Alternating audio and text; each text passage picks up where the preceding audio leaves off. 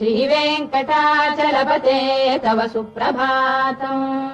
श्रीभूमिनायक दयादिगुणामृताब्धे देवादिदेव जगदेक शरण्यमूर्ते श्रीमन्ननन्त गरुडादिभिरर्चिताग्रे श्रीवेङ्कटाचलपते तव सुप्रभातम्।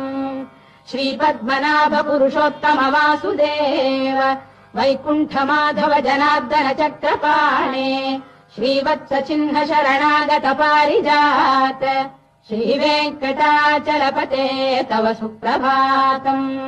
कन्दर्पदर्पहर सुन्दर दिव्यमूर्ते कान्ताकुजाम्बुरुह कुड्मललोल दृष्टे कल्याण निर्मल गुणाकर दिव्य कीर्ते श्रीवेङ्कटाचलपते तव सुप्रभातम्।